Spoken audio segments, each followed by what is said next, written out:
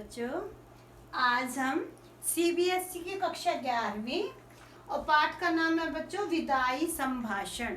विदाई संभाषण कहने से ही समझ आ जाता है कि ये कोई विदाई है, विदाई कोई पार्टी है जिसकी वजह से भाषण दिया जा रहा है। ये तो बच्चों थोड़ा बहुत आप लोगों को समझ आ गया होगा, लेकिन ये वो वाली विदाई नहीं है जिसमें अच्छे कपड़े पहनते हैं और अच्छा खाना खाते हैं। ये वो विदाई है जो हमारे दुख का समय था, जब अंग्रेज हमारे देश पर शासन करते थे और उसके बाद जब वो लौट कर गए थे।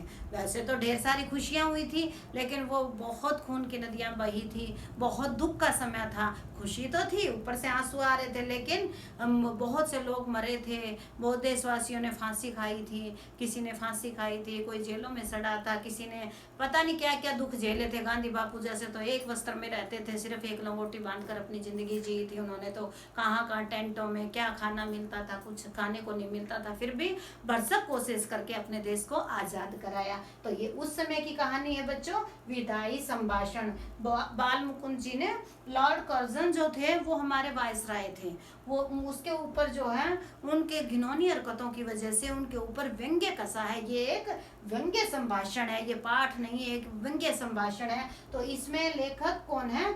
बाल मुकुंद गुप्त जी। तो बाल मुकुंद गुप्त जी क्या कहना चाहते हैं कि हमारे देश के जो लोग हैं वो इतने अच्छे हैं, इतने रॉयल हैं, अगर थोड़ा सा भी लॉर्ड कर्जन साहब में थोड़ी सी भी इंसानियत होती तो वो उसको माफ कर देते। लेकिन लॉर्ड कर्जन साहब जो हैं एक तानाशाही जिंदगी जी करके हमें लूटने के लिए आए थे, हमें जानवर, इंसान से जानवर बनाना चाहते थे, इसलिए भारतवासियों ने उन्हें माफ नहीं किया। तो विदाई संभाषण में बाल मुकुंद जी क्या कहना चाहते हैं कि लॉर्ड कर्जन साहब जो हैं वो हमारे देश में दूसरी बार, पहली बार आए थे, उसके बाद दूसरी बार वायसराय बनकर आए थे। लॉर्ड कर्जन साहब जो दोबारा इंग्लैंड जाने लगे, जब घिनौनी हरकतों के वजह से, जब उन्हें कोई जो शासन चलाना नहीं आया उसकी वजह से और लोगों ने उनको पसंद नहीं किया उसकी वजह से, प्रजा तो भगवान होती है एक किस्म का, वो नहीं सोचा, उसने सोचा कि ये तो जानवर की तरह अनपढ़ लोग हैं, इनको तो कुछ अता पता तो है नहीं, इनको समझाने से क्या जरूरी है, तो जैसे मैं कहूँगा वैसे ही चलेंगे। लेकिन भारतवासी के खून में भी इंसानियत बसती है, खून में भी एकता बसती है। वो गरीब हैं, वो अनपढ़ हैं, लेकिन उनके खून में क्या है? एक रॉयल्टी है। तो बच्चों इसमें कठिन शब्द बता देती हूँ। सबसे पहले तो वायसराय है, Edward, council, convocation, Nadir Shah, Asif जहां, नर सुल्तान, नरवरगढ़ ये जगह का नाम है बच्चों। और धूर्तता, धूर्तता क्या होती है? बेईमानी। बेईमानी, दूसरे का धन खा करके अपनी मौज मस्ती करना, पता होगा ना बच्चों धूर्तता क्या होती है? बेईमानी करना। तो इसमें लॉर्ड कर्जन जी जो है वापस जाते हैं, उसकी पूरी हिस्ट्री इन्होंने बता रखी है बाल मुकुंद जी ने। और उसके बाद वो बताते हैं कि हमारे देश के तो जानवर भी ऐसे हैं। शिव शंभू जी के पास 2 गायें थी।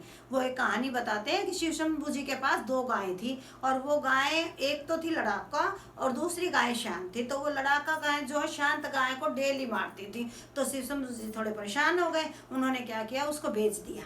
तो जैसे ही वो गाय जाने लगी, वो कमजोर वाली जो गाय जो सीधी सादी थी, उसने पूरा दिन चारा नहीं खाया बच्चों के देखकर। तो उसने भी उसको क्षमा कर दिया था। तो बच्चों जब जानवरों में ही, पशु पक्षियों में इतनी इंसानियत हो तो लोगों में तो कितनी होगी। ये कौन कहते हैं? बाल मुकुंद जी कहते हैं। वैसे भी हमें भी पता है हम कितने अच्छे हैं, पता है ना बच्चों, हम कितने सीधे साधे भोले भाले इंसान हैं। तो उसके बाद वो बताना चाहते हैं कि वो जब जुलूस में निकलते थे तो सबसे ऊंचा हाथी तो जुलूस में उनका ही होता था, लेकिन फिर भी अपने घमंड की वजह से उनको जो है वो जंगी जाट से जो है नीचा देखना पड़ा था, उनके डांट फटकार सुननी पड़ी थी। उसके बाद उन्होंने क्या किया, एक जो है, पहले तो ईश्वर का नाम होता था बच्चों शासन सत्ता में, सत्ता मतलब जो राजा लोग होते थे, सबसे पहले ईश्वर का नाम, उसके बाद महाराज एडवर्ड का नाम होता था, और 3rd नंबर पर इनका नाम आता था। तीसरे नंबर पर किसका नाम आता था बच्चों? लॉर्ड कर्जन का नाम आता था। वो हमारे क्या थे? वायसराय थे। वो कहाँ से आए थे बच्चों? इंग्लैंड से आए थे, जो हमारे ब्रिटिश शासन को चला रहे थे, जो हमारे देश में अपना देश स्थापना करना चाहते थे और हमें जानवरों की तरह रखना चाहते थे। तो एडवर्ड के बाद किसका स्थान आता था? वायसराय का स्थान आता था। उन्होंने अपनी मनमानी चाही, कभी किसी की भी ये नहीं मानी। और उनको निकाला कब गया, उनको ब्रिटिश कब जाना पड़ा। उन्होंने चाहा था कि ये तो भोले भाले लोग हैं, मैं फौज तैयार कर दूंगा। तो उन्होंने क्या किया, हमारे देश से जो है ऑफिसर चुनना था, फौजी ऑफिसर। तो एक भी फौजी ऑफिसर हमारे देश का तैयार नहीं हुआ। तो उनको क्या करना पड़ा, अपने देश अपने वतन वापस लौटना पड़ा। वो इतने घमंडी आदमी थे कि इंसानियत उनके मन में बसती नहीं थी। तो एक कहानी सुनाते हैं कि एक नर सुल्तान, कौन सुनाते हैं, बाल मुकुंद जी एक कहानी सुनाते हैं जिसमें नर सुल्तान नाम कर एक राजकुमार होता है जो अपने राजकुमारी से हार जाता है। कहने का मतलब अपना शासन जो है हार जाता है। तो वो नरवरगढ़ में चले जाते हैं। अपना शासन हारने के बाद, अपना राज्य हारने के बाद, राजा दर दर की ठोकरें खाता है ना, तो वो नरवरगढ़ में चले जाते हैं। और नरवरगढ़ में एक चौकीदार से लेकर के ऊपर ओहदे तक वो अपनी ड्यूटी निभाते हैं। और लोग उनका इतना साथ देते हैं, इतना साथ देते हैं। जब वो छोड़ करके अपने देश वापस जाते हैं, अपने राज्य में वापस जाते हैं, तो वो सबका हाथ जोड़कर अभिनंदन करते हैं, हाथ जोड़ते हैं और कहते हैं आप लोगों ने मेरा बहुत साथ दिया। तो सारे गाँव की जनता जो रोने लग जाती है और कहती है आप में जो इंसानियत थी वही प्यार तो आपका आज भी हमें खींच रहा है, हम आपको भुला नहीं पाएंगे। तो हमारे देश के लोग तो ऐसे हैं। अगर करजन साहब के मन में थोड़ी सी भी इंसानियत होती, थोड़ी सा भी अपनापन होता, तो हमारे देश के लोग उसको क्षमा कर देते और आज भी वो हमारे वायसराय रहते। लेकिन उसमें इंसानियत नहीं थी। कभी उन्होंने हमारे देश के लोगों को इंसान नहीं समझा, उनको जानवर ही समझा।